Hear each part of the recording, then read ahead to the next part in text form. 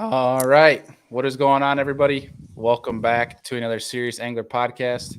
As always, I'm your host, Bailey Egbert, and joined with me is not the captain tonight. The captain is actually perked up on a beach in Florida, probably sipping margaritas, having the time of his life, getting some much needed rest. So instead, tonight, coming back again is Mr. Drew Gregory here to, I guess, technically for the viewers, my right, but to me, it's like my left.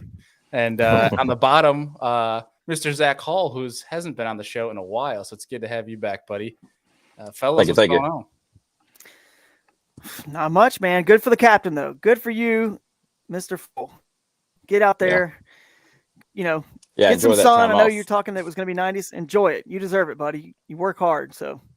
He's been grinding, like guiding every day. I mean, he's loving it all, but it was a much needed couple days of rest for Mr. Oh, yeah. Mr. I'm sure it's a lot warmer down there too. It's probably still been pretty chilly up there on his guide trips, huh? Yeah. So we had on the one of our buddies that flew over from Wisconsin that will there's going to be some stuff announced here soon that will be significant to why he came and flew out and fished with us this past weekend. But we went and took him out, and it was supposed to be 63 and sunny, and it turned into 42, pouring rain, and absolutely frigid. But we smashed him, so it was okay. So it kind of dulled the cold for us. But yeah, it's good. I'm sure he's enjoying himself, and he'll be spoiled when he comes back up to Buffalo and it's still like in the 30s. So it is. It's I'm okay with it because it prolongs our pre-spawn. Thank God for smallmouth. Right. Absolutely. Yeah. But fellas, we have an interesting topic tonight that I've been pretty excited to talk about because there is really a lot of misconceptions still around kayak fishing, being that is growing so fast, but there still are a lot of folks that don't understand it fully. And it's not to any of their faults. I think it's just more of just letting the sport gain its recognition. And obviously you have to really, I think, invest your time to understand it fully, because unless you're looking into the sport itself from the outside, there's not a lot of, what I'm trying to say is that from the sport, there's not a lot of education on kayak fishing unless you're in a kayak fishing outlet or page or that type of deal, or you're purposely looking for kayak fishing content, if that makes sense. Yeah. No, it does, for sure. Yeah. So, folks, tonight, what we're going to be getting into, feel free to throw, what you think, in the comments, what might be a myth of kayak fishing, what might be a misconception in your eyes. We got a whole list of them, and big shout out to the Serious Angler crew, folks that follow us on social that put a crap ton of them out on Facebook. That's going to be helping us a lot tonight. So I'll be sure to give you guys a little plug for the folks that put a comment in on our social of some misconceptions of kayak fishing. But guys, I think we could probably just hop right into it. You guys got anything before we want to get started here? Man, I'm not really, other than I'm about to post this on my story. So hopefully we can get some more people engaged here. But I was going to say, if I happen to have to run away for a second, it's probably because one of the kids woke up or something crazy. And I can't wait for you, Bailey, one of these days, if you ever make that choice, if you have kids, I can't wait for you to have this joy and experience putting to bed a 4-year-old. Zach, I know you got the same experience. So, but anyway, it's so who knows what's going to happen upstairs. But anyway, he was a little rambunctious tonight. But you feel like, you feel so accomplished when you get a 4-year-old to bed, but yet you're so exhausted. Like the third or fourth day of a tournament, you're like so exhausted. By the time you get into bed, you're like, I just want to go to bed now.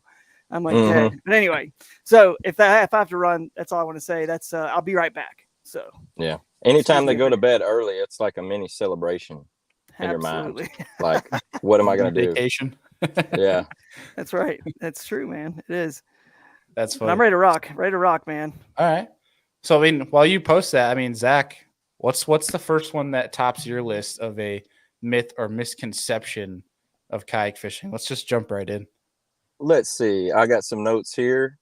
And I hear this a lot from people because I work for a dealership that sells all the White River Marine Group boats like Nitro, Tahoe, Sun Tracker, Bass Tracker. So you get a lot of people in there that have zero understanding of kayak fishing or anything regarding kayak fishing for that matter. And we get to talking about fishing, and I tell them that I kayak fish a lot. And the first thing that pops in their head is I couldn't do that, man, because you can't stand up and fish out of a kayak like that. They've never seen anybody stand up and fish out of one, I guess, that's the one I hear a lot. And you absolutely can stand and fish in a kayak, and a lot of models now, all the sit on top fishing kayaks, like there's endless amounts of brands and models that you can actually stand up and fish comfortably out of, even as a bigger guy. I'm a smaller guy, so I have zero problem, but even the bigger guys have zero problem in a lot of the models too. Yeah. I mean, good grief, look at Christine Fisher and what she does with her Hobie. Mm-hmm. Yeah, standing on the very front. Yeah, dude, I was joking with some guys at the Hobie event on Eufaula that I was gonna make a duel, like a side-by-side clip of her like walking to the absolute bow of her Hobie fighting a giant and like not falling in, or even like or sort of like close to falling in, and then I'm gonna try to walk out to mine and just fall off. But it's crazy what you can actually do with them. I mean, I've seen people standing up on like the little pelicans, like the sit-ins that people stand in. Like, granted, that's not like ideal, but you definitely can. I mean, majority, I think, of kayaks you see in a tournament setting, you can absolutely stand up in now. I don't think there's anything you can't. Drew, anything to add on that? No, I was just going to say this is probably the best one to start with. I'm so glad you mentioned this one, Zach, because it never even crossed my mind because I'm so deep into the kayak fishing forest. This is something that came up when I first started designing kayaks early with Jackson. When I designed the Kusa, it was designed to stand and fish out of. And I was standing previously in a wreck kayak from Ocean Kayak called the Caper, and it's 11 foot, like super small, not flat on the floor at all. I'm not meant to stand in, and people were looking at me just with side eyes, like, what is this guy doing? So I obviously designed a boat that was made to stand in, and all the next boats all were made to stand in as well. And then of course they all are today. But anyway, I've forgotten about that point because it's just obvious to me. Like, of course these things are made to stand in. That's a huge part of bass fishing, a huge advantage. Why in the world would you not build a kayak that's standable? The only exception being if you really, I can't stand in my little 10-foot ultralight, but yeah, most of them are standable, and hardly anybody fishes out of a boat that small anyway. And if you really wanted to get super fast in a touring kayak for a Hobie or something, you could, but like there's no point because Hobies go faster or as fast as that anyway, and you can stand in them. So why would you want to be at a disadvantage and not be able to stand but go as fast paddling? You wouldn't. So it's a moot point because all the other trails allow motors, and just get a narrow, skinniest one you can, put a motor on it, you can go as fast as possible and still stand.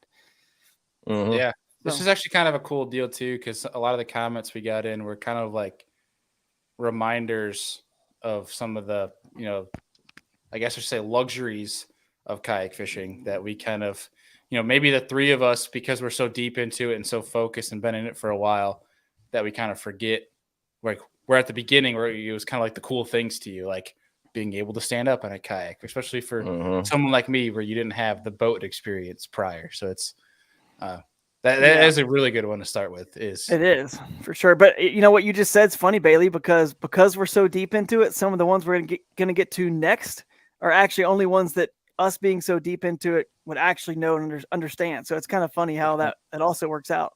Yeah. I think a really good segue from that is that people don't understand, one, that you can't stand up, but then people think that you have to like hang within a couple 100 feet of the ramp. Like that you can't like go 4 miles away. Like there's times where you can go, up. I've been 10 miles from a ramp where people don't think a kayak is as mobile.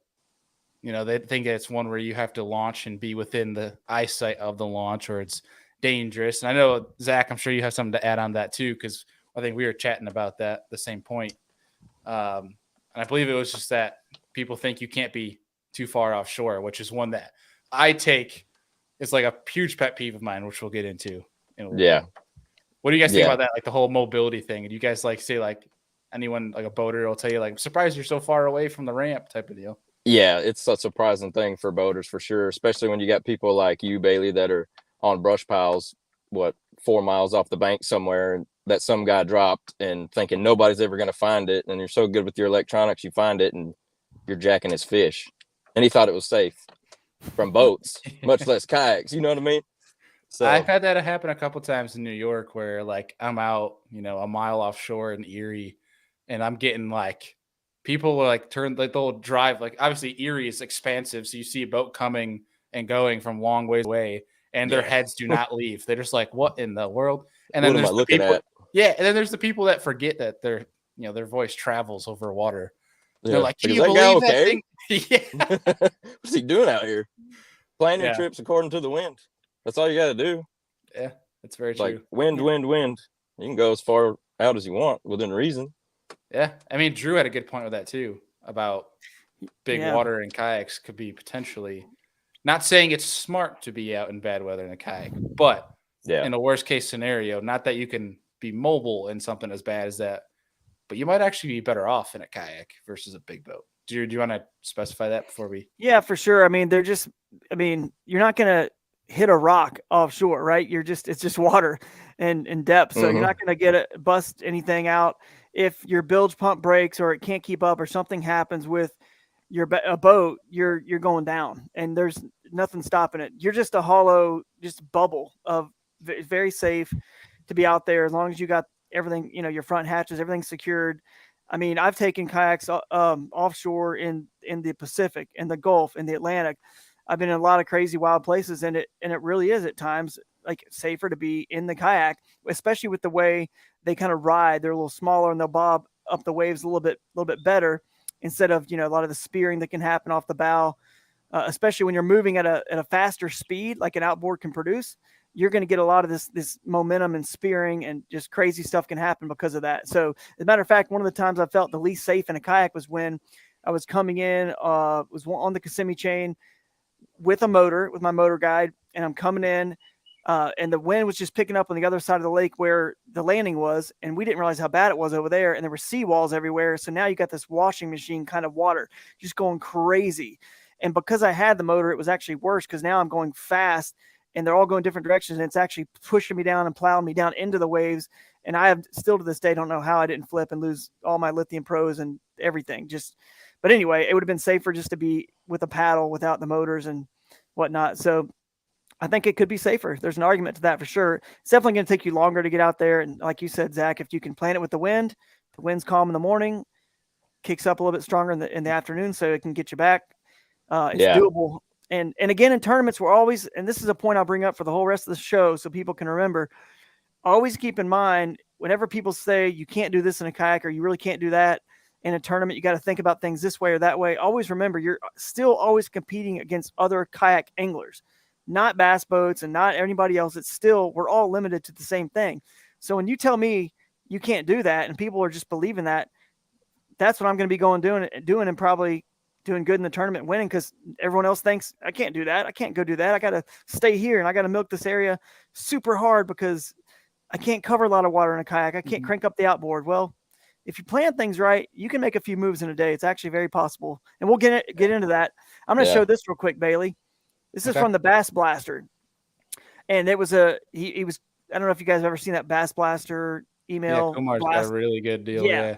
Newsletter. So, it's really good, but I just screenshotted that. He covered my win at Grand Lake. It was really cool. And it says, what he finds fascinating about some of the kayak folks, they have to fish a smaller area than bass boaters. So it seems like they really drill down into the finer points of these areas in a way a lot of the boaters don't.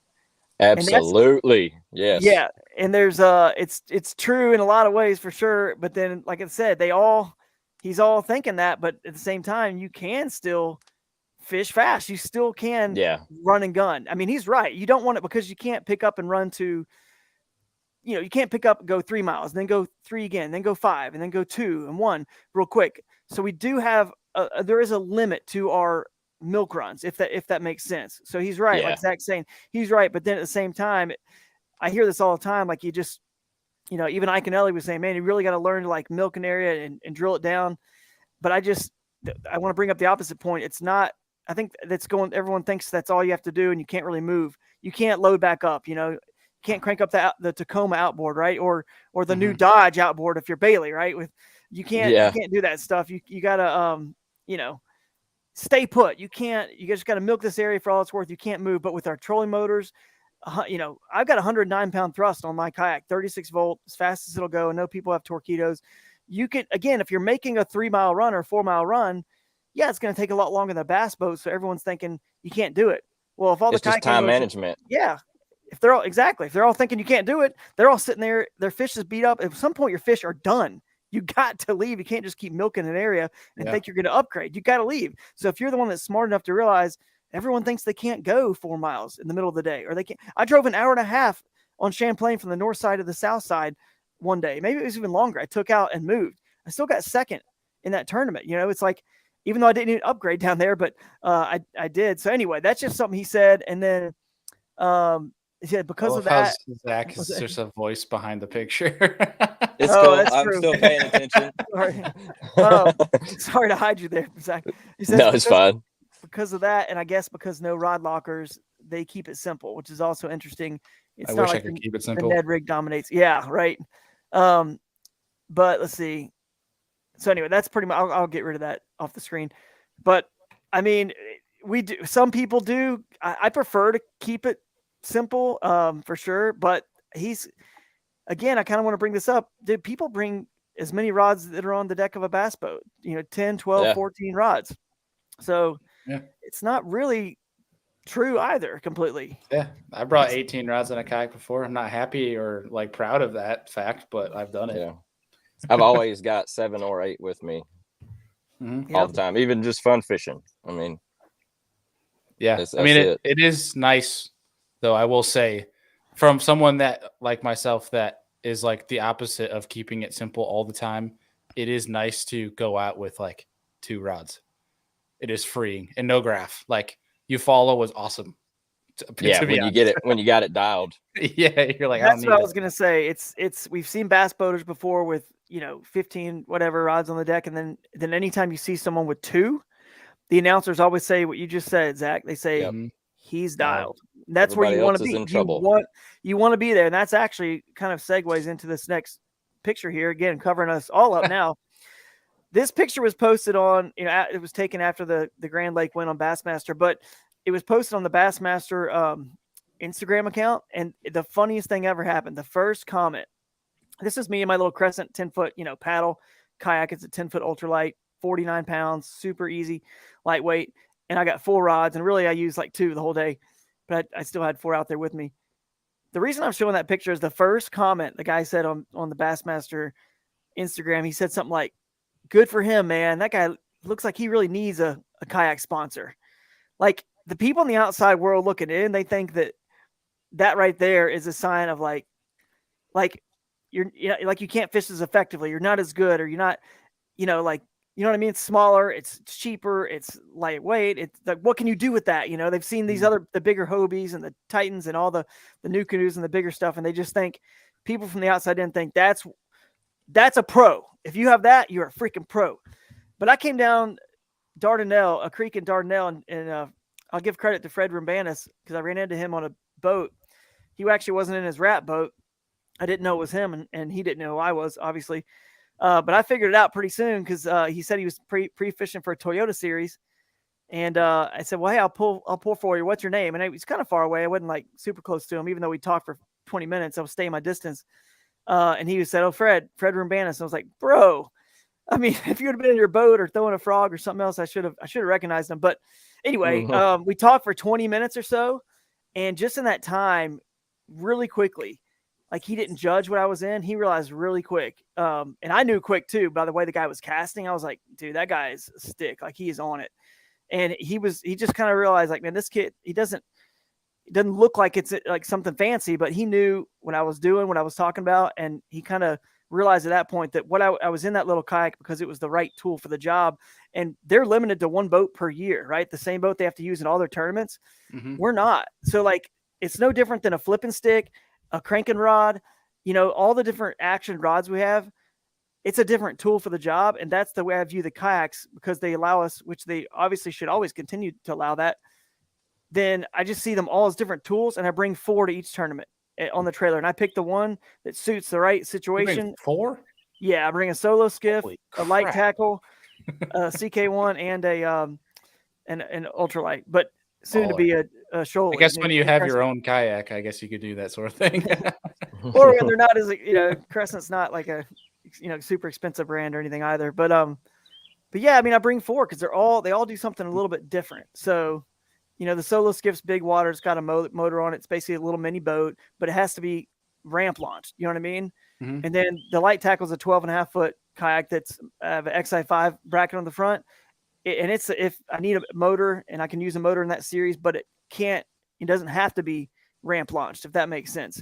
So now I still have 2 motor boats, and then the other ones are just 10 and 11 footer for skinny water. I can't stand in the 10 footer, which we talked about earlier. And then the 11 footer is still lightweight, small to get in and out of some tough places, but it is stable enough if I need to stand, if there's a sight fishing as part of the deal or whatever. But anyway, that I just wanted to show that picture. And it just was so funny that guy, everyone has this misconception that if they see a small boat, that guy doesn't know what he's doing, or he got lucky, or good for him, or he's just kind of a beginner in this thing, man. Like the little engine that he won that tournament. Good for him. Like, it's so funny that, dude, I'm designing kayaks for a company, been doing it for 10, 11 years now. And literally catching the same quality of fish as them. Yeah. Right. Like if you really put the stats up, like the quality of fish caught in all these kayak tournaments. Oh yeah. It's, it's the same fish in the bass tournaments. Yep. It's wild. If I'm in that little kayak, I'm dialed. If I'm in that little kayak, or if I'm in any of the kayaks, if I just have 2 or 3 rods, just like we're talking about, I'm dialed in. I know where I'm going to be. But yeah, Drew has his trolling motor on, and he's got more than 2 rods. You don't have to worry about him in that tournament. Everybody relax. That's true. That's true. I'm out of my place there for sure. But always trying to learn and get better. Yeah. So I got 2 points from that. One on the sponsor deal. I think, and obviously this could be up for debate here, but I think kayak anglers, kayak fishing opens up the opportunity for more and more in terms of opportunity, but more in terms of the amount of companies you can get in front of. But from a non-endemic standpoint, kayak fishing, I think, brings more opportunities for a non-endemic sponsorship than boaters, if that makes sense. I mean, that could be up to debate, but I think that could definitely be. I think so. Yeah. Yeah, because it's a lower barrier to entry, and a lot more people can get involved and make it to compete at the higher level kayak fishing. And I don't know, there's a lot more of us involved in a lot of the big tournaments. You know what I mean? Mm-hmm. Compared to what Elite Series is maxed out at 80 something, blah blah blah. Yeah, 200 for all these Hobies. Yeah, numbers wise. So that's what's really cool, I think, too, in terms of your ROI. Granted, so we can put this into perspective, because I think there's advantages to both, pros and cons to both, like there is with everything. But yeah, you take the same field that competes against each other all the time, and they're traveling the country, and they're getting a lot of viewership just from their wraps on their truck and their boat. Just people asking them questions. I've seen firsthand traveling with like Destin, the amount of people that actually come up to them and ask them questions based on just a logo on their truck. So there's an advantage from that. But you take that same amount of anglers, if not more, that travel to just as many events, and maybe they don't have, the wrap truck and bow, right? Maybe their kayaks wrapped, etc. Or they have stickers, whatever. I think the kayak enough is so unique right now that there's a lot of people asking questions, or people that always give you every kayak angler's got that's a pretty neat rig you got right there type of deal. Exactly. And then I think there's an advantage to sponsoring one of those guys over, not saying it's bad to sponsor an elite guy. I want to make that known. I'm not knocking anything here, but I'm saying I think it's more unique to sponsor one of those anglers, because there's a different field of 200 anglers going to each of those tournaments. There's a set number that are always there, that are getting themselves in front of maybe, say, another 100 that might be different. That number can obviously be different. It can be changed. That could be completely wrong.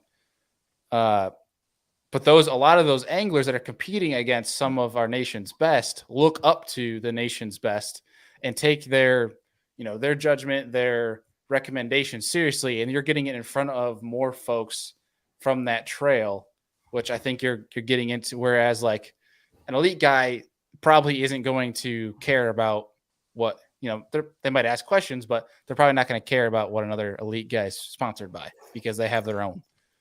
Yeah, I just think it's a situation. Yeah, and for us as kayak anglers, it's within their reach because of the lower barrier to entry. You know what I mean? Yeah. Like, Drew, how many guys are you competing against that come up to you and ask you questions about Crescent or different sponsors you have? Oh yeah, I mean all the time. I mean I get some, but not like, I don't know. I mean, I get questions all the time, everywhere, online or in person, whatnot. But I think your point is valid, especially when you consider there is, what's the word, cannibalism, not cannibalism, is it? Kind of. So if someone follows, think about it. If someone follows Scott Martin, they probably follow Brandon Palaniuk, right, on the Elite Series. So if they follow a lot of the top guys in the Elite Series, so a lot of the companies that are out there, I mean, they're getting the same person. They're already getting to them through Gerald Swindle. They don't need to necessarily sponsor all of them, but if they're sponsoring kayak anglers, it's a whole new group of people. You know what I mean? Mm-hmm. Because I mean, sure, there's some definitely a lot of us do follow the boater side of the world, but it's so big now that a lot of kayak anglers don't. They just follow the kayak side. They don't follow every major, boater trail. So I think that's the right word. What am I thinking of? You know what I mean? Where you're just doubling up on, but anyway, you're getting a whole fresh audience through the kayak side, and with the country being more, I guess, like leaning towards health and fitness and things like that.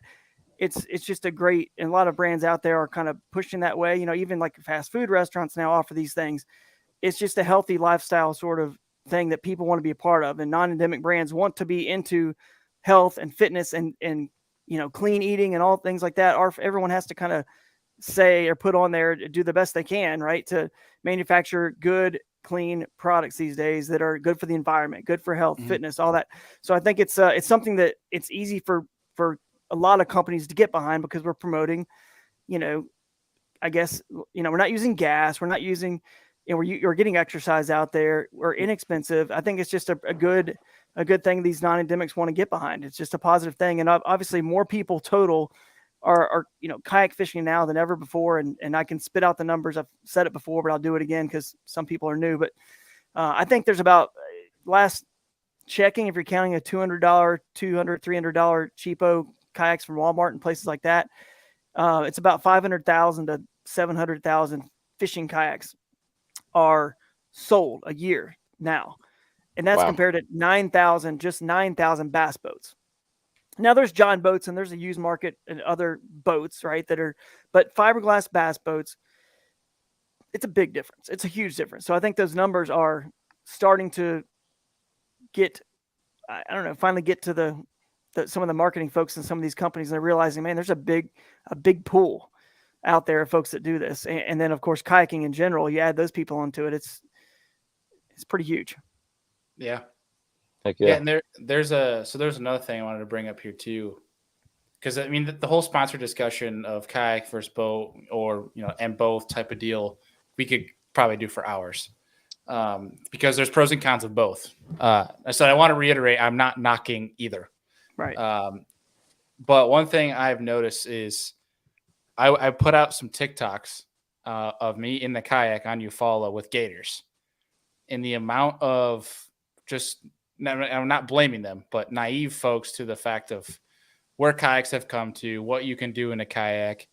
The amount of people saying like I wouldn't even be there in the first place in that small boat type of deal, or people saying you shouldn't be in a swamp in a kayak, it's too dangerous. Like, I think it's a lack of education, which is fine, because the only way to get educated is to have education. Once you start that conversation, there's a crazy amount of people that just started a simple conversation in the comments, and they're like, "Oh, didn't know that about kayak fishing." And it was pretty cool to see. But there's if I could recommend to anyone who's not knowledgeable on kayak fishing, obviously you're going to learn a lot from this show and previous shows. If you listen to stuff I've done with Zack and Drew,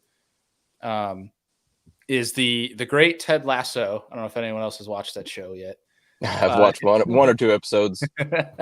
His quote from the dart game that he had was, "Be curious, not judgmental." Where they think there's a lot of people that jump to, "Oh, you're in a kayak, not a 250, Merc." They kind of think it's stupid and not as manly or whatever. It's just stupid stuff. You'd be surprised the things you can get out of it. I know more folks that have gone from the boat to the kayak than I know guys that went from the kayak to the boat. Yeah. If a guy did go from kayak to boat, he still has that kayak because he knows the place. There's a time and place for the kayak. So I think it's a good point. Super unique deal that we have going on in the fishing industry. Yeah, it is. I was going to say too, on your comment, it actually reminded me what's cool about kayak fishing. And again, I've been working for a kayak manufacturer now, probably 11 years, counting the time at Jackson and now at Crescent, 11 or 12 years. Well, 2000 and I don't know, long time. Wait, no, 2009 is when I started. What year is it now? I don't even remember. So it's a long time. So anyway, now I lost my whole train of thought, dude. What were you saying, Bailey? You just said something that was like right on what I was going to say. Save me. What was your comment? It was Bailey's last comment. Had me on something good. About what they got on TikTok? Yeah, whatever you just said, that last thing we were just talking about. The people being naive. Oh, yeah, no, yeah. No, I got it. It's the sport is economy proof in a way. Because here's why. Because like I said, I've been working for manufacturers for a while, and we get nervous when there's a recession. We got nervous, like when everything hit the fan, right? We all got nervous, but it actually was the opposite. People still want to fish. They still want to get out and be active. So the thing that happens is they sell their boats, if you know what I mean, and they get kayaks. Now, if the economy's great, they're buying boats, but they're, like you just said, and kayaks. So it's like, hey, if I have enough money to buy a $40, $50, $60, $80,000 bass boat, yeah, for an extra $1,000, let me go ahead and grab a couple kayaks too for, $2,000, $3,000, whatever, even $6,000 for someone that's spending that much money. If they have that much money, they're still buying kayaks when the economy's good. So if it's good, kayak sales are up. If the economy's down, kayak sales are still good. Now there's obviously there's other things that fall into how many manufacturers and how many kayaks are made, but it's essentially like the pie maybe is split up between more manufacturers or whatever, and used market and stuff like that. But people are still buying kayaks, and either way, anything that happens in the economy, they're still getting into it. So only paying for gas in the vehicle. Yeah. Not gas in a boat as well.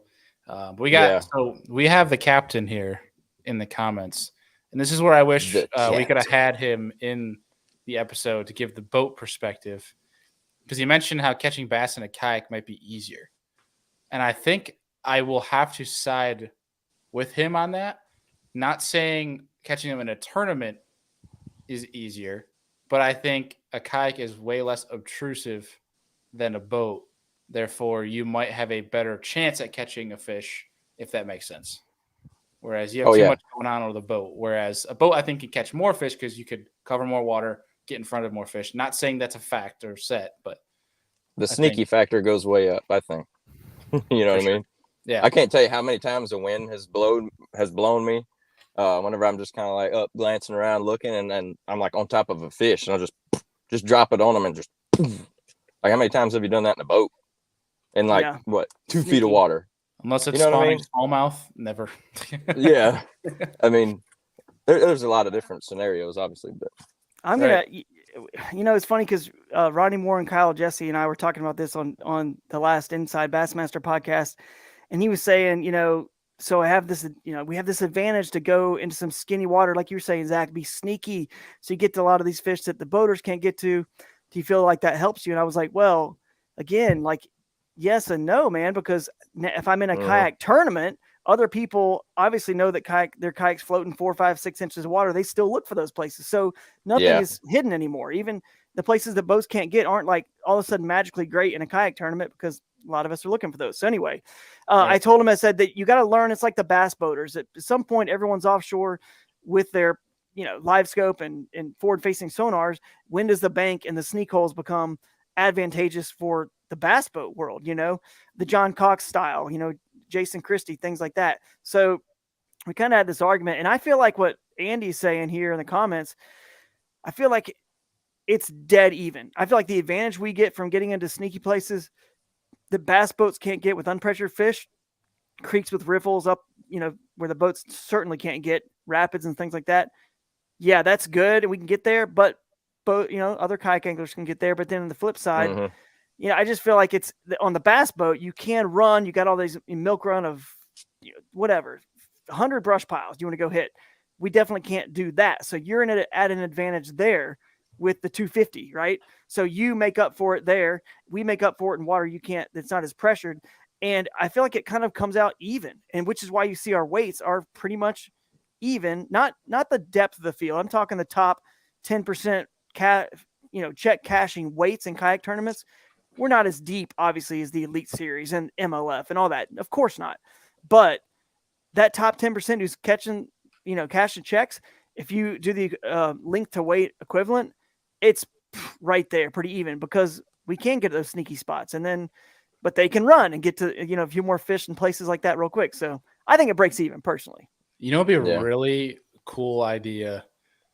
And then I think we could get enough people interested in it, especially you take 5 of the best in the kayak scene and 5 of the best in the boat scene. And you do an 8-hour tournament, 4 hours of, or you could obviously determine variables, but having the kayak folks in the kayak and then and the boaters guys in their boats, and then you flip flop. I think it'd be just entertaining just from watching kayak guys operate a boat and boat guys operate a kayak. That would just be funny. That'd be interesting. But also just to see, I think it would be great to see how it'd match up, right? Anglers versus anglers. But 2, I think that in itself, just the concept of that could be eye-opening, not only to kayak folks, but to boater folks too, of what each sport entails. And I think it would just be a win-win to put something together like that, because everyone's getting educated about everything at that point. I think that could be a way to start molding. Drew, you've been a great pioneer of this molding, the boaters and the kayaks to not be like segregated basically, but to be, we're the same anglers. We're just out of a different vessel. Right. So I think that could be really cool. Yeah, we're just bass fishermen. Exactly. That's the way I want us to be looked at one of these days. Like, we're all just bass fishermen. And I get that the word kayak's got to be there so people know what kind of series we're fishing and things like that. But and this is part of the other topic or the episode description I talked with you about, Bailey, before we started this, was why boaters, it said something like why boaters should be listening to every kayak podcast possible, and why kayak anglers should be listening and watching every live stream for boaters as possible, because you're going to learn. It's just the same stuff a lot of times regurgitated if on the boater side, if that's all you're listening to. But then when I listen to and talk kayak with other people, I hear a lot of unique and different things that you think about it, you're like, dude, boaters could be doing that too. And no one ever talks about that or does that. So I feel like you could gain that little bit of advantage by learning the other side. You know what I mean? Mm-hmm. So anyway, because we can learn about the offshore stuff and the live scope and certainly a lot of that by watching those guys too. So it would be really interesting to see some guys get into the kayak. Like, I would love to see like a John Cox or Keith Poche, because they'd be all about what you do, Drew. Whereas like, I think like for my style, like a BP or like Justin Connell, Wheeler type of deal, those guys that like to be staring at their electronics all day. It'd be kind of interesting to see them in a kayak. Although Palaniuk has been in a kayak, and I have gone out after him on social media and tried to get him to join a tournament. So we'll see if he does that. But, we'll see. I've talked to Wheeler about it too at the last year at ICAST, at Realtree party we had. See, him and Dustin. So we'll see. Yeah, dude, guys like that I think would do great in the kayak scene. One, just because they're insanely talented at fishing, but I think beyond just that, they're ultra competitive. So they'll find a way to learn it, and it might almost be a quicker learning curve for guys like that. They're just that competitive that they'll put all their time into. I think it'd be super cool. I really do. It'd be really It would be great for kayak fishing too, to get more people into it, for the sheer fact that he can have a lot of fun out of a kayak. Like, I don't have to go get a boat just like him. I can go get a kayak and still get out there. You know what I mean? Like, shed light onto it, basically. Yeah, that'd be pretty cool. I don't remember who said it, but it was funny when I was at that party I was talking to. It might have been Casey Ashley or MDJ, somebody else that was there, and they said, I was like, man, I'm talking to Wheeler about doing it. I think, he seems interested. And they were like, man, unless he knows he can win, he doesn't want to get in nothing unless he knows he can win it. He's such a competitor. I think he would have to practice in it for quite a while and really get it dialed. I mean, really get it dialed. Maybe, get his electronics exactly set, because our rigs for electronics are still getting figured out a little bit, with the live scope and all that. Like, how can he do that? Which brings us back full circle to, yeah, man, you could stand, you could put 3 up there, you could do whatever you want. You can build it on a kayak. You can go to some place like the Bass Tank here or whatever, and they could rig it up and make it exactly how he wants. He could stand. He could do everything the same way. And even to go back to another quick point is people look at a lake, a 10,000 foot view. I don't know. Tell me if you guys do this too, but I've heard people say this, right, in kayak podcasts and talk, that when they look at a lake, when they pre-fish, they just look for like, well, I got to find these places that are close to the ramp, like 2 or 3 miles, like close enough to the ramp where I can get to them in a day. And I look at the whole map and say, where are the fish going to be first? That's where I start. Yeah. Like, where are they going to be? And then that is where I work way backwards, and then I will I'm going to find a way to get there. Cause usually there's a ramp within 3, 4, 5 miles, or forget the word ramp. There is a public access, which is what's legal in our tournaments. See, the boater guys are like, dude, how are you here? How are you here in the back of this creek right now so early in the morning when the nearest ramp is 7 miles away? I put it in at the wildlife management area over there, from the bank, because I'm in a kayak and that's what it's for. So there's this big misconception. We can't be all over the lake and you got to look for stuff that's close to the ramp. Dude, look at the whole lake first, where the fish going to be, and then figure out how to get there later, because it'll be worth it. So I want to bring that point up as well. Heck yeah. So we have a good comment here that's going to lead to one of our other Facebook comments. So Shane Carnahan put up, and I believe he's commenting this as one of the misconceptions, not as he's saying this. It's a misconception, not a statement, that kayaks are not as prestigious as boats. And that leads me to a Facebook comment we have from Ryan Milford saying that there's the idea that kayaks should stay in shallow water or creeks or stay out of the way of big boats. That is one that I hear all the time, especially me being offshore all the time, is this idea that we, the ones without a motor, should be the ones to stay out of the way of the boats. Because and I'm going to bring this full circle here, because there is a point to that when I have boats pull up on me. I've had boats in a state championship where I'm offshore on a brush pile up here in New York, and they pull up literally 10 feet behind me and literally next to me where I could take my rod and, touch their boat. And they don't care because I've been told directly to my mouth to shut up because I'm in a kayak. And that's a whole episode in itself that we could get into, but that's just bad people. It's just not worth it. But a kayak has as much reason to be out there as your boat. Now, it's you guys. Folks in a boat can go wherever they want, whenever they want. Like, they have the motor to get up and go. Where it takes us, for them, for a mile is maybe 15 seconds. Like, I shouldn't say 15 seconds. Like a minute or two. Mm-hmm. For us, a mile is like 15 minutes on average. But I will also say, full circle, that does not mean that as a kayaker you should pull in on a boat and just use and cut somebody off, and with the simple excuse of, oh, you can go wherever you want, so I'm in this area, I'll just cut this guy off. That there's still ethics involved from both sides. But I hate this deal of it's not a majority, it's a minority of boat owners, like a 1%ers, that will cut off a kayak because it's a kayak. They don't give them the space that they would for a boat. And I'm sure you guys deep down inside, they're really, really intimidated, probably. Yeah. I hope he doesn't catch a fish in front of me. I will say there is something slightly satisfying, and this is going to sound so petty, but I'm just going to say it, of smashing fish out of a kayak in front of a boat when they can't catch anything. Oh, yeah. Just going to throw it out there. Yeah. For sure. That's a good point. I was gonna say too, that definitely, I see what you say, and there's this misconception that they're more prestigious, and honestly, it's a little bit of the NASCAR effect, and the beauty of their boats with the wraps, and the trucks are all clean and neat. And what's funny is, you go back to that photo I put up earlier, I'm still driving my 2013 Tacoma, kind of.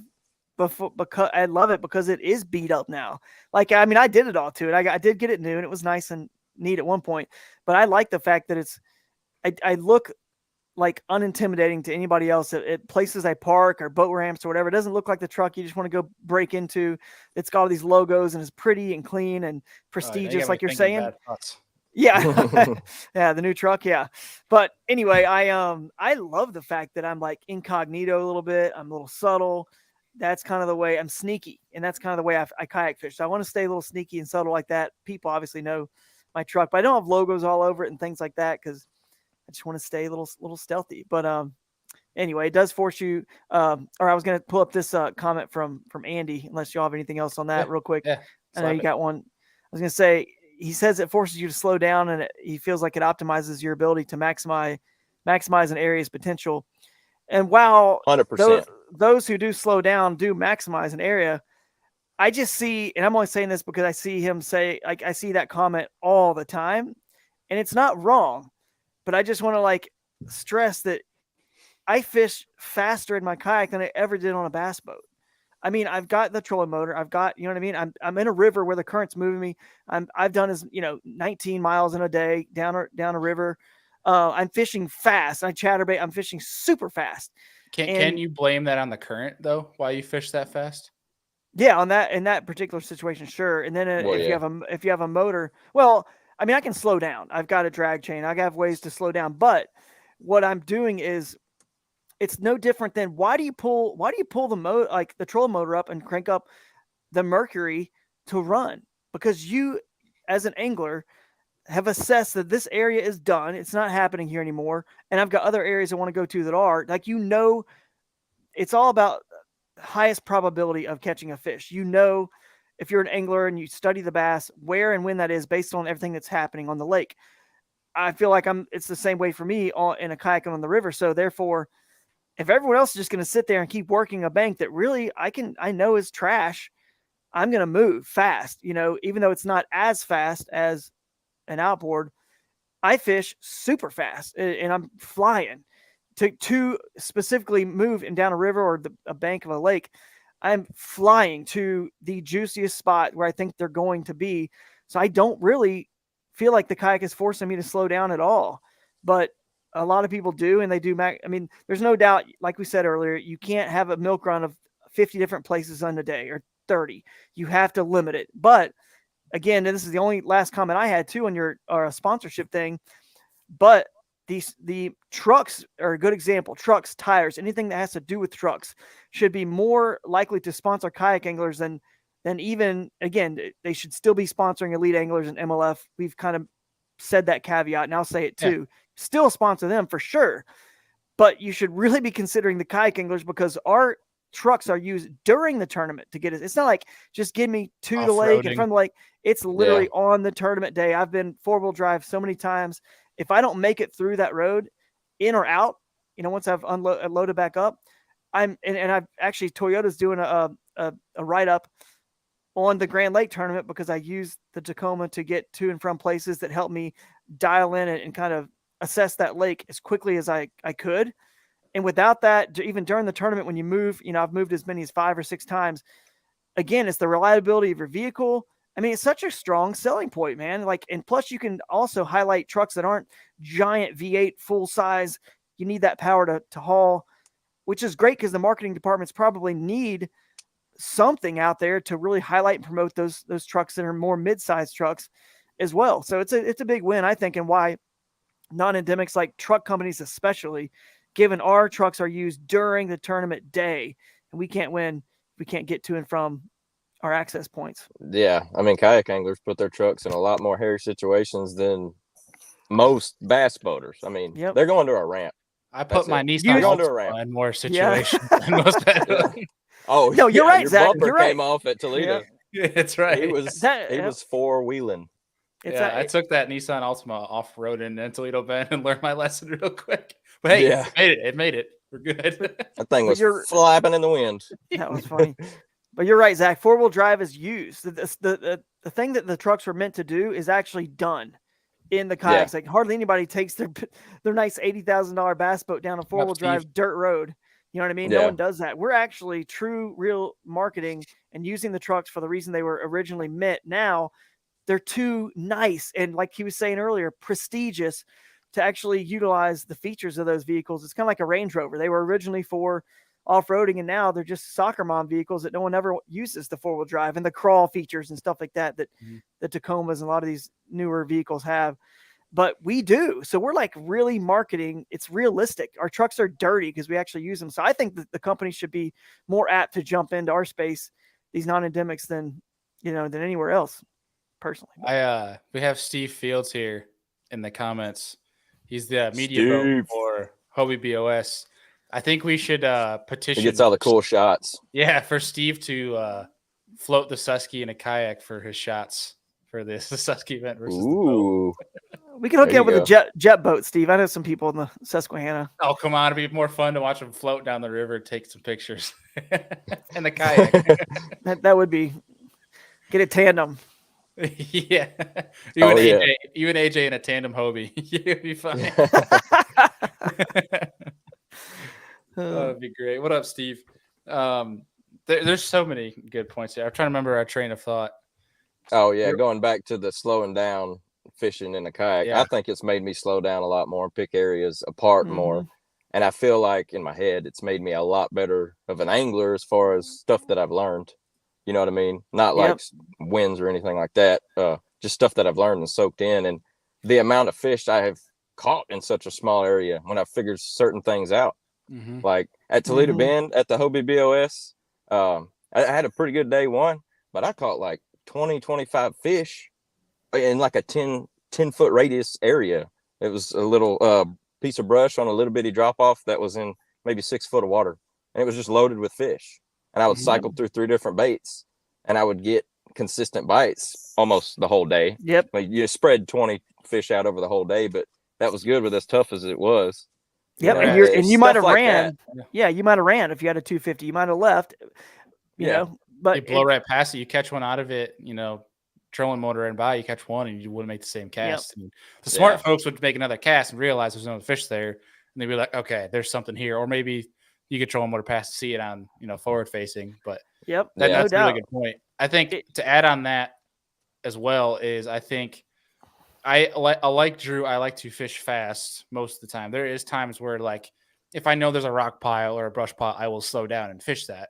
But I think also even if I do fish fast, being in the kayak allows me to slow down in terms of my visual, what I'm hearing, the different cues that I have in terms of my angler instincts. Whereas on a boat, you can be on the trolling motor and you have a lot of, I think, you have a lot of stimulation in a boat in terms of trolling motor, graphs, noise of the trolling motor, operating the trolling motor in terms of steering around cover or where you're at. But in the kayak, you're obviously a lot more quieter in terms of stealth. But yes, you are pedaling, so you have that stimulation. But it slows you down to the point where it's forcing you to look around of what nature's presenting you in terms of clues. Using your senses to hunted. Yeah. Like the hunted emoji senses. Yeah, 100%. That's it. I mean, at Grand Lake, that's what I did. And it kind of goes along with what Zach was saying. I milked one little spawning pocket and I stayed there all day long. And had I been in a bass boat, I would have probably left. But because I didn't have that option, I mean, I had some backup spots I could have ran the Tacoma to. So I agree that both of what like Andy Fool's comment was saying earlier about it forced you to slow down and milk an area more. I agree with that. And I agree that, which is the one I don't hear a lot of times because most people think that it forces you to slow down. You have to slow down. I think both are true, but all I hear is like, it forces you to slow down. You have to slow down. The other is true that you can fish fast. You still can. You don't have to. The only thing we can't do is just make a big, long run in a 250, but we can still fish fast in the areas. But in this situation, because it would have taken time to load up, I decided to stay there and let it reset again. Give it time, give it an hour or two break, go around it a different direction, go around it with a different bait. And I milked it and I said, you know what? I'm on fish. Plus I saw the leaderboard. I was like, I'm on fish that are here that are going to win this thing. Why would I leave? So it actually worked out where I did that. But there could be another time where you're not going to catch fish. You could go around a couple of times, you don't catch any more, and you don't catch another fish all day long. So it just don't know. You just have to use all just bass fishing. You still have to use your senses when to crank up the 250 or when to launch back up the kayak and crank up the Tacoma. It's still just, it's the same. It's the same. And I don't rule out anything in a lake or fishing fast, slow, any part of the lake and it's all open, man. I'd rather drive an hour and a half like I did on Champlain, put in a new spot, be optimistic, and have just 2 or 3 hours there, because you can get right in a tournament in literally just a very short 30-minute window. You know, you can just boom. And if you do that on day one, which is what I always do on day one, it goes back to what Bailey said at the last podcast we did about Seth Feider saying he doesn't want to be dialed on tournament day. He wants to figure it out on day one. And then he's got fish, he's figuring it out and it's getting better because he's learning it and he hasn't beat it up.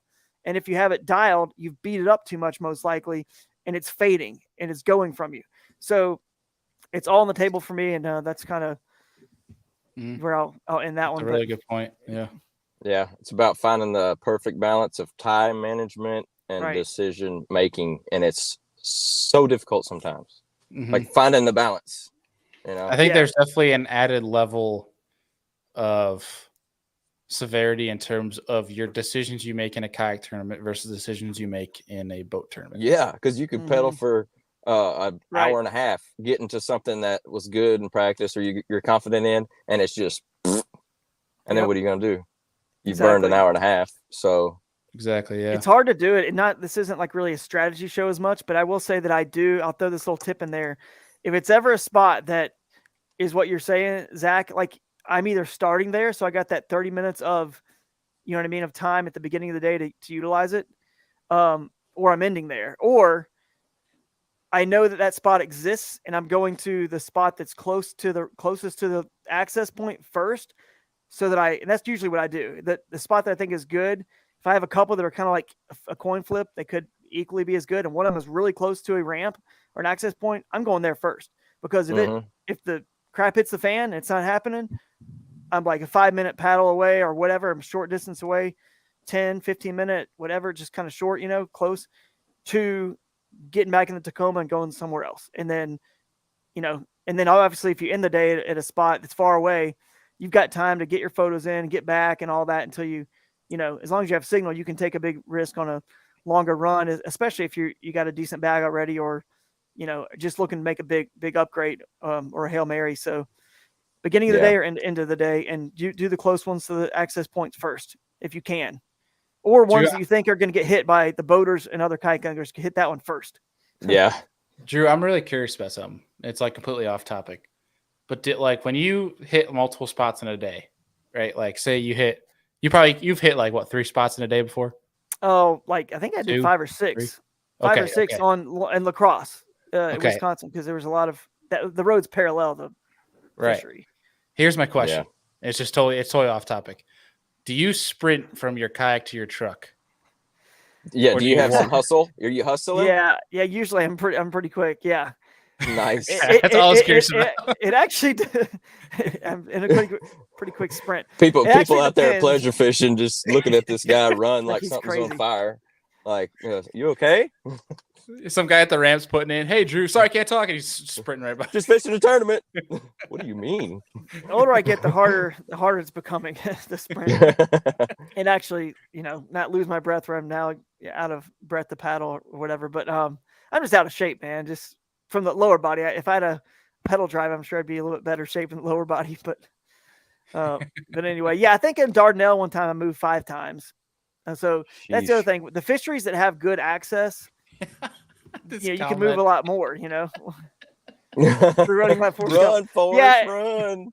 I saw Jake's comment earlier too. Jake posted that I had it.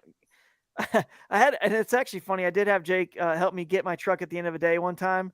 And I did have to have him take his truck through a pretty nasty 4-wheel drive road that it rained a lot the night before. It just thunderstormed. I think it was like Pickwick. I felt really bad. It was Pickwick, Wheeler, and Wilson for KBF that tournament. So anyway, feel really bad that got his truck pretty muddy and it's pretty hairy. But I'm used to driving in that stuff, and I don't know. Jake did a good job. Good job, Jake. He made it out okay. So sorry about that. Do you guys have any other ones before we hit some of these Facebook comments? Oh, I had one in my head earlier. A lot of people are like they don't bite the bullet and like get a kayak or want to go travel and compete and stuff because they don't have a truck. Well, do I have news for you? You don't need a truck. And you do too, Bailey. Yeah. You can car top a PA-14 on top of a Chevy Equinox. I did it for a year. Bailey did it with a Nissan Altima. Yeah. I mean, you're not limited on what you can put it on. I mean, maybe a motorcycle, but you can do it on a car. You can do it on an SUV. Yeah, I mean, they might be heavy, but you can lift up one half of the kayak at a time on like an SUV. And you're not lifting all 30 pounds of a PA-14. Mm-hmm. You know, you're only lifting half of it at a time. So, you're not limited. You can do it. You're not. The only thing I will say about that is if you do have a car top and it is that difficult to get it back on, you're not limited to fish the tournaments, but the strategy I'm talking about where you run and gun and put it back on the vehicle. That doesn't happen. Yeah, you're committed to that. You know, I'll be launching one time every day. Yeah. Launching one time and pulling out one time. That's it. There's this question here from Sean. I think it'd be cool to go around the room here, and because I think honestly we've covered the spectrum of kayaks and what it's involved with the three of us here. Because I think Drew and I on a complete opposite sides of the spectrum, where Zach, you're like perfectly in the middle. Yeah. Oh yeah, that's true. Yeah. Yeah. So Drew, you kick us off. All right. Well, I was gonna upload a quick picture, actually. Is that your day? Yeah. So put it in perspective. So you go ahead, if you can, Zach, if you don't mind, Bailey, or one of you guys. Okay, I'll start at the top of the spectrum, Zach, and then we'll have you go next. Well, I got it now. If you want me to start, I got it up. If you want me to start, all right. Yeah, let it rip. Either way, slang it. All right. Well, I was gonna just show a photo that hasn't been shown yet, like publicly. So Sean, I work with Crescent Kayaks and design the specialized fishing line over there as director of fishing for Crescent. So anyway, my first design's coming out. Some of you guys may have seen it. It's called the Shoaly. So that's a picture of it there on the back of it with the new Yak Attack Black Pack Pro. I just won one of those. Did you? Nice. Yeah, they're sweet. I just put mine together. It's awesome. Actually, Matt, shout out to Matt at Raccoon Creek there the other day that put it together for me. So I was busy chasing my son around, but first camp out. Anyway, so I'll be fishing out of that Shoaly a good bit. But earlier in the show, if you weren't listening, Sean, you can probably go back and listen. But I bring 4 kayaks to every tournament because they're different tools for the job, and it's a Crescent. I'll start with the biggest one. Actually, it's a solo skiff, which Crescent makes.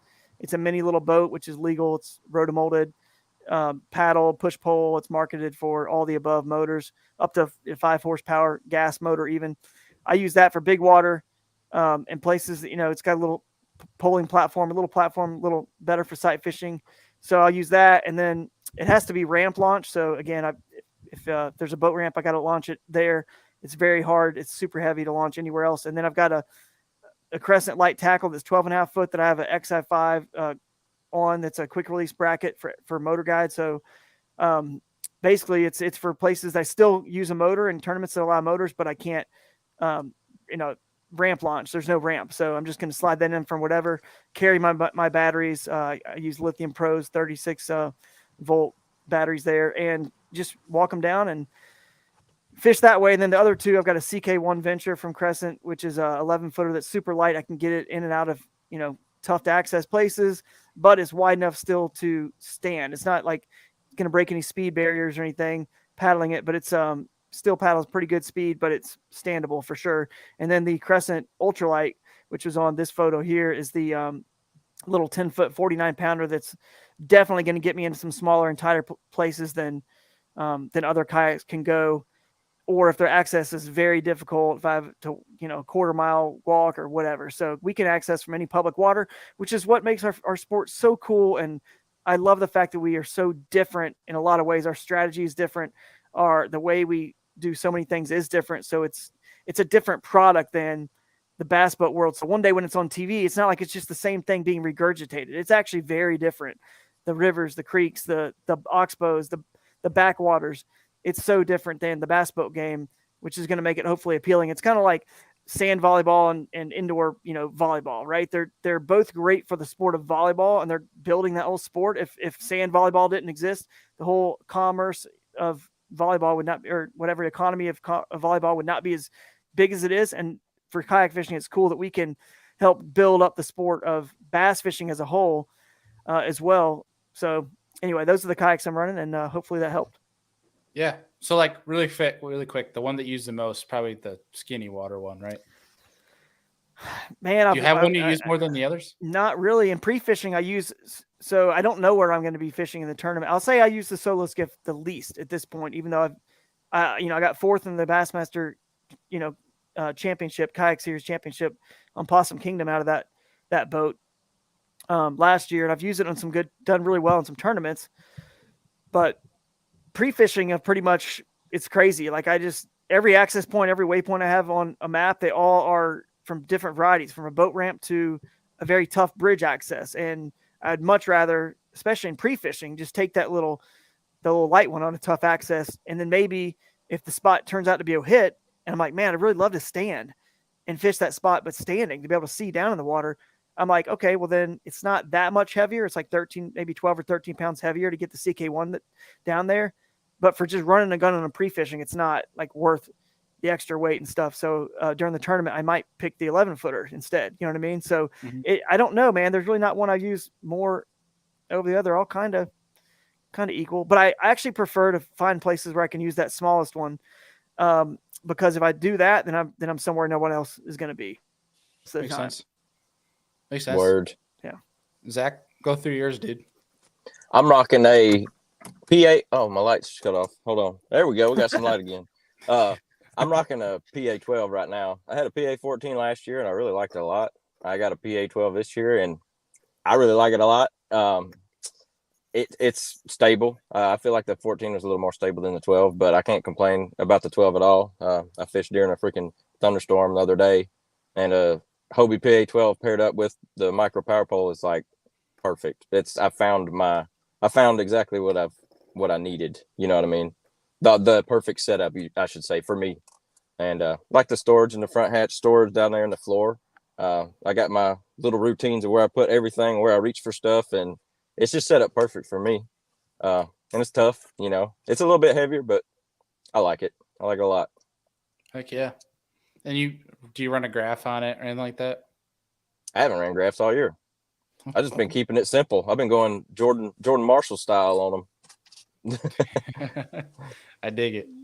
Yeah. So then myself, I have the same boat, PA 12, but when I say on the opposite spectrum of Drew is that on a day in the north, I will have a Helix 9, a Helix 10, and Mega Live or Mega 360 on the kayak at all times. And I got the game going on one screen. Yeah, that's right. Yeah. Football Sunday. Yeah. Right. Mega Live going on the other. No. Oh yeah. So yeah, that's what's kind of cool with this is we can cover all spectrums of this. Yeah, we're pretty spread out. You were right. Yeah.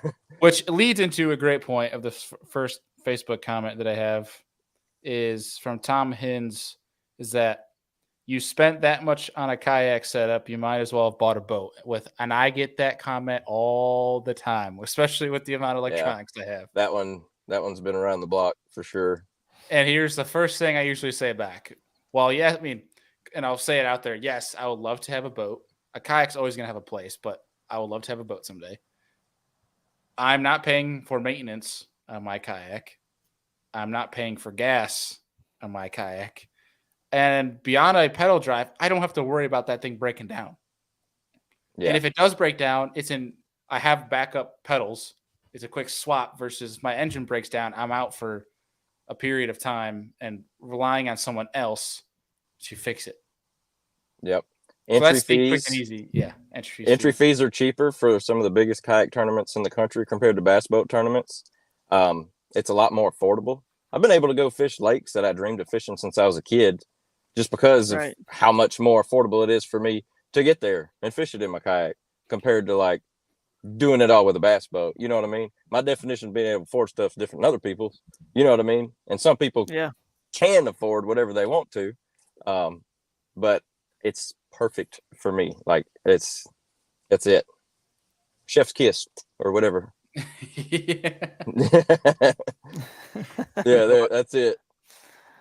Drew, anything to add on to that?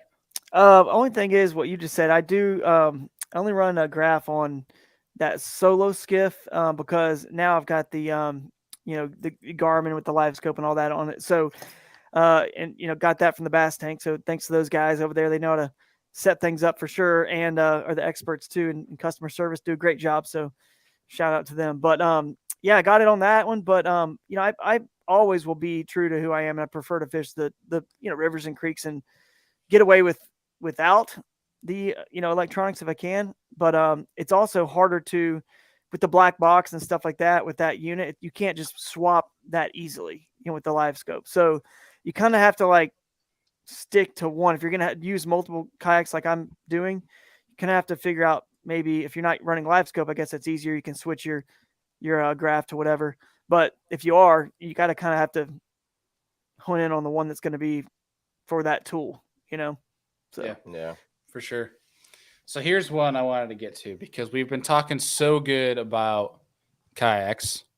Not that we've been talking bad about boats, but we're trying to show, we're trying to basically debunk these myths and misconceptions. So there is one that went the other route. There was a comment that said, kayak anglers are always willing to help new anglers, and they call that a myth. So I found this one very intriguing. So I think, and they brought about it in a different route. They added on saying anglers in general are the most secretive people on the planet. So I think I understand where this person's going with it. I get what he's saying. In terms of, I'm going to agree with him, but also heavily disagree. And what I'll say is I will agree that anglers are very secretive, because I'm one of those where I'm not going to tell people the pattern I'm on type of deal. Like, I have my close network, and those people will know exactly what I'm doing. And beyond that, you could probably have a guess, or you'll see it in a YouTube video, and that's about all you're going to get out of me.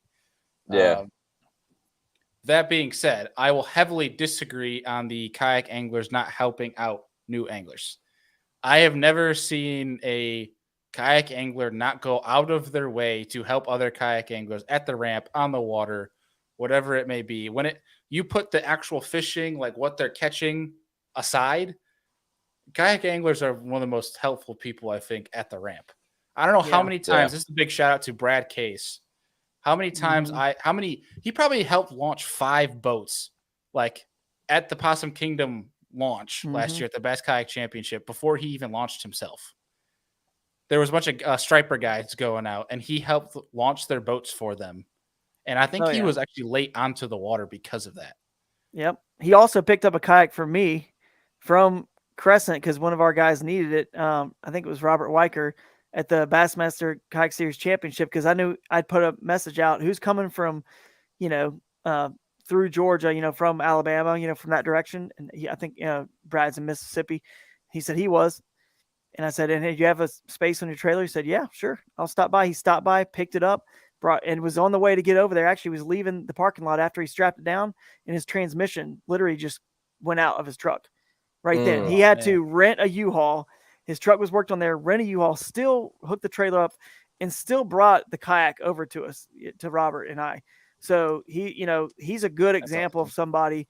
But there are a million different examples in the kayak world of people who are just so helpful. And I hope it stays that way for sure. I know tournament, payouts and entry fees and coverage and credibility, whatever you want to say, is getting bigger, and that's going to create some, competitiveness, but I hope it always stays that way for sure. He's a good dude for sure.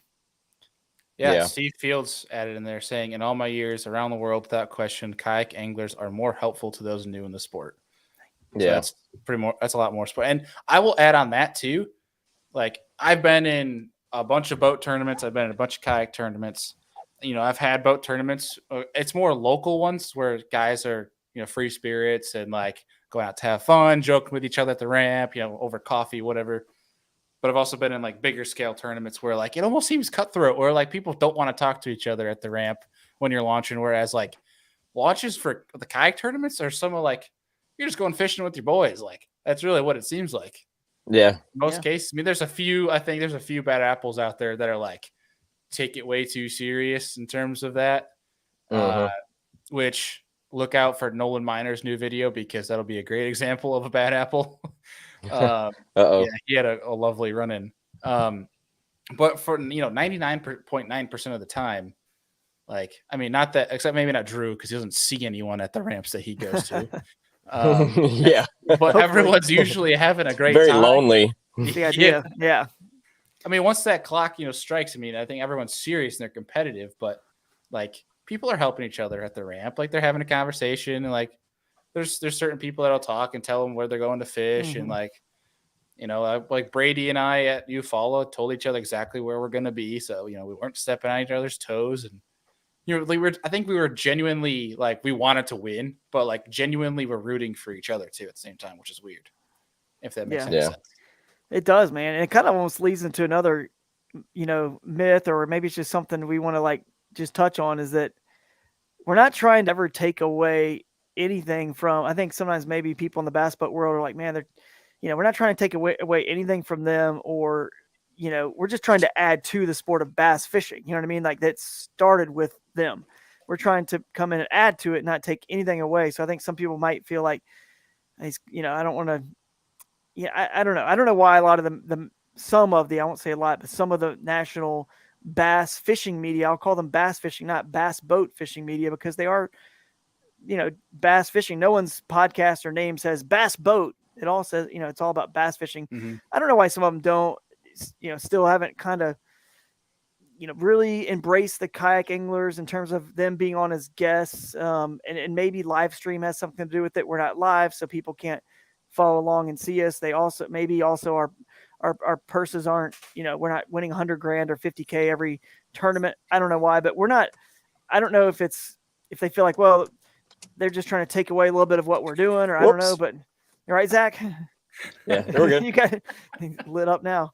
But anyway, I don't know. And so I just want to dispel that too. Like we're just in this to help the whole thing, not take over or surpass. We're just, like you said, everyone in kayak fishing that I know is super passionate and friendly and just wants to help grow the whole thing in a positive way. Yeah, I think I'll add absolutely on that with and agree that so the anglers, the organizations, all of them are taking themselves seriously in terms of it's a legitimate professional sport. You can have this conversation of who's a pro and who's not type of deal. But I think if you're fishing for a living, you can technically be, I think in my mind, be called a pro. Okay, and you're successful, I should say. But and there's it's always like this. We're trying to get kayak anglers to this level of where people look to them, and a lot of them are at the stage where people look to them for advice, for, to learn from, right? But until the bass fishing media really gives kayak anglers the credibility that, they keep saying they want them to have it, but until you give them that credibility, it's not going to get there. Like all the pieces are of the puzzle are there except for one, and it's just people putting credibility to the name of. It's probably just going to be a time deal, right? But it's like you mentioned, Drew, people not having certain folks on shows. If you're not gonna, you can't add the credibility until you basically give it. If that makes any sense. Hopefully that makes sense. Yeah. And these Hobie BOS is getting maxed out like they are. I mean, it's pushing. You know what I mean? Yeah. Something's gonna have to change to like accommodate that. You know what I mean? Yeah. I think there's people gonna have really to be some kind of restructuring down the road in a few years to another level. You know what I mean? Does that make any sense? Yeah. It'll happen. And I think a lot of people from the bass fishing media and the boater professional side, I think they're really paying attention, but I just think it's not as public facing. Whereas like after I'd won that, I was really kind of taken aback of who's watching. A lot more people than you think, huh? A lot more people, and the people that reached out, some of them were like, dang, I didn't even realize you were looking or keeping holy tabs crap. on this. Yeah. Mm-hmm.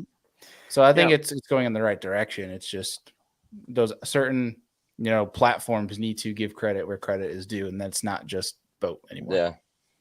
Yeah, for sure.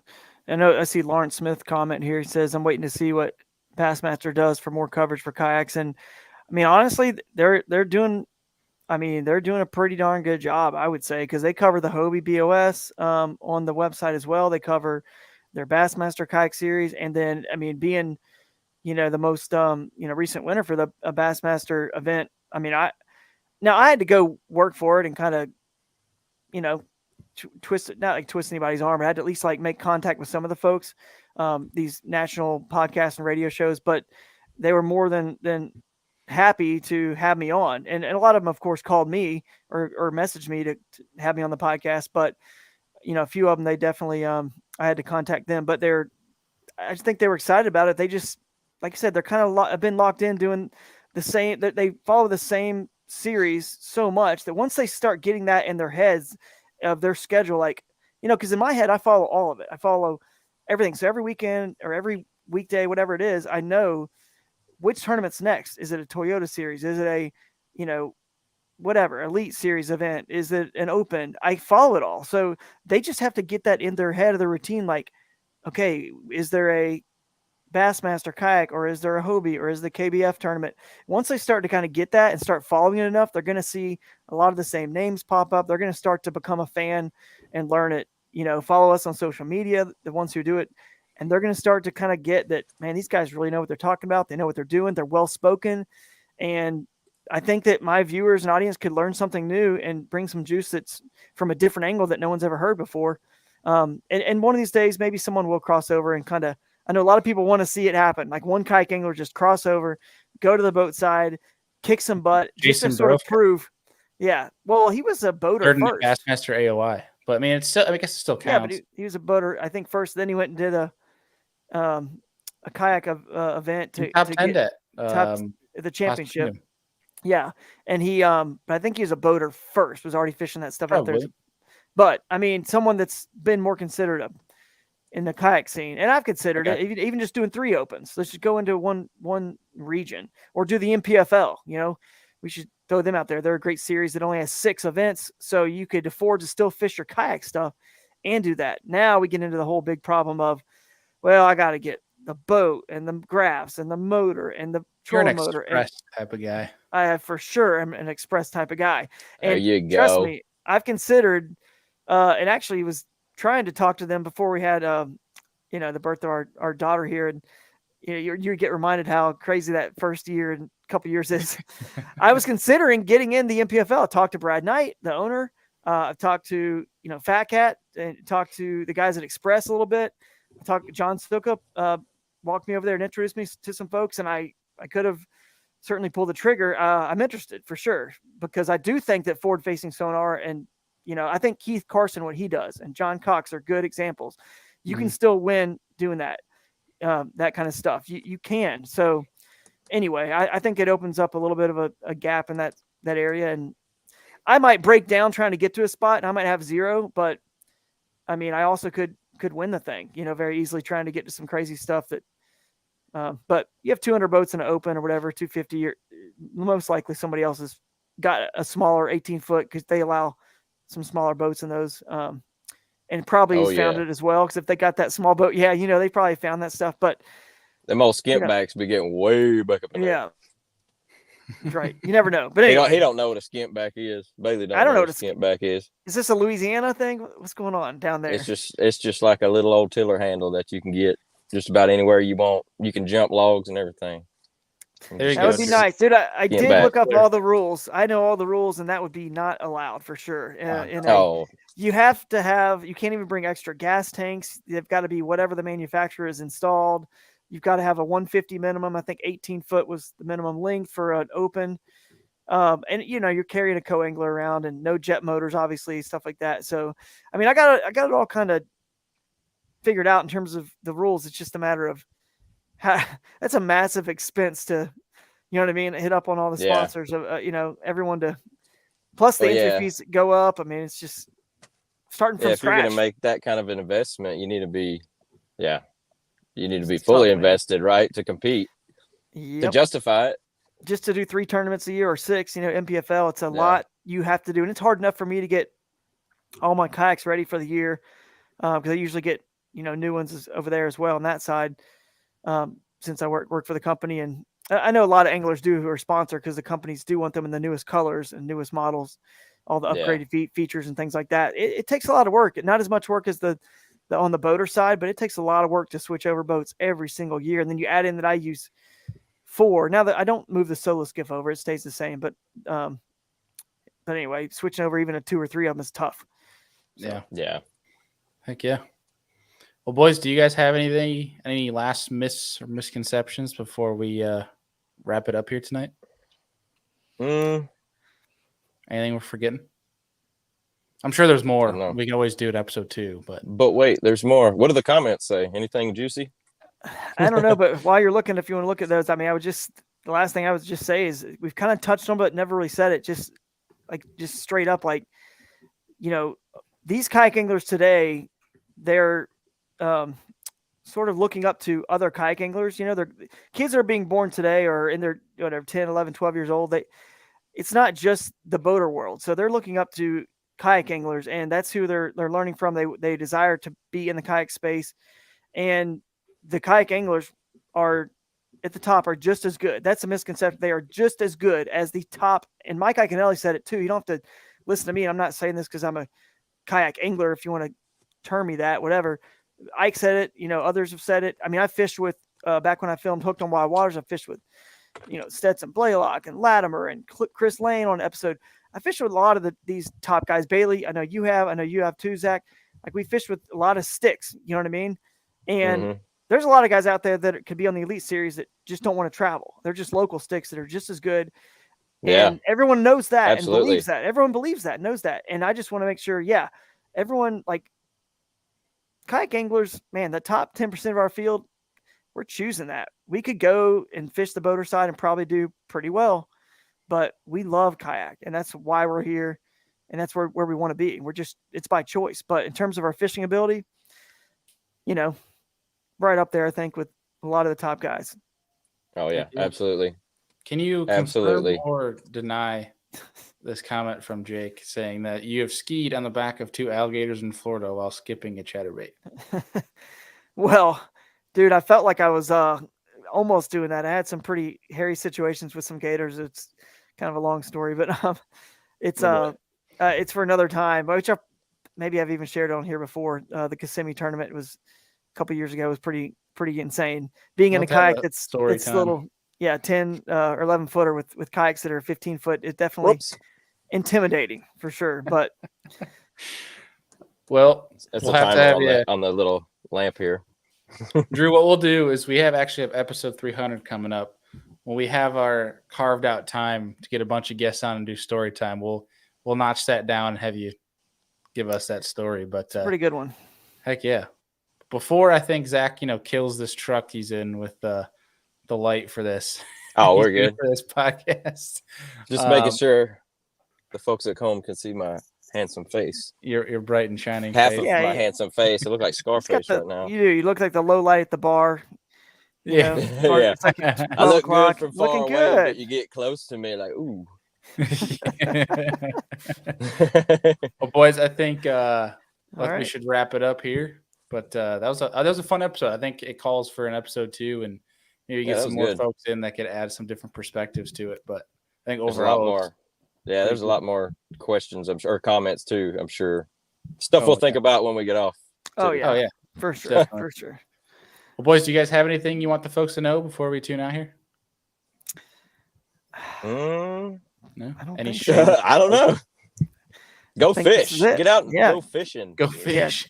Yeah. Don't let your work consume your life. I will. 'Tis the season. I'll be at Bassmaster next, Lewis Smith Lake over there in Alabama. So that's where I'm heading next. So wish me luck, Zach. Where are you heading next? Broken Bow. Good luck, dude. I wanted to be there. It's my son's birthday. Of course, not going to miss that. But I wish you luck, man. I'll be following along. Appreciate Bailey, it. You too. You basking in your win? You're going to fish? Of course, you fished a tournament this past weekend, but he's going to soak it up so he ain't got to risk any defeat here anytime soon. I had a tournament this past weekend, and then probably going to do some fun fishing this weekend. Tournament next weekend, but right now I'm trying to grind out the episode 1 and 2 of Chasing Hardware. So if folks have not seen that yet, that'll be posted up on the Be the Fish YouTube channel. It's all about all through the kayak, the Hobie BOS series that I've been filming. So for the folks that are tuning in are most likely kayak anglers. If you're not and you're looking to get into kayak fishing, check that series out because it's gonna be fun. This one's gonna be on Lake Eufaula, obviously. So you'll see the wind, see what goes down. and it's gonna be a lot of fun. So check that out. Check But, it out. Well, everybody knows you won. You follow. I mean, pretty much everybody watching. But you did just win a local tournament too, like this past weekend. Does everybody know about that yet? It was like 60-some people. You won? I didn't know you won that. He won. Dude, that's awesome. Congrats, man. Winning streak. It's Two in a row. Kept the streak alive. It was our annual opener for New York kayak bass fishing. Yeah, Forrest called me when y'all got off the water, and he told me you won, and I was like, "Holy crap! This man's on fire." He's like he can keep it going. Like Siddiqui too, man. Like once you get on fire, it's unreal. I know Russ and Jody and Cody Milton, Guillermo. There's been Christine. There's been some folks. Once you start catching it, just something happens. You just black out. You black out for a little while. I don't even know what happened. You just next thing you know, you're 5-6 events in a row. You're top 5 and top 10. So, but hopefully we can keep it going. We got one next weekend, and then I think we might have one more before we're back at the Hobie BOS series on Chickamauga in a month. So literally a month. So it'd be interesting. But either way, I appreciate you boys for joining in tonight. A lot of fun as always, and looking forward to seeing you both real soon. But I think without further ado, we will see folks on Friday. Yep.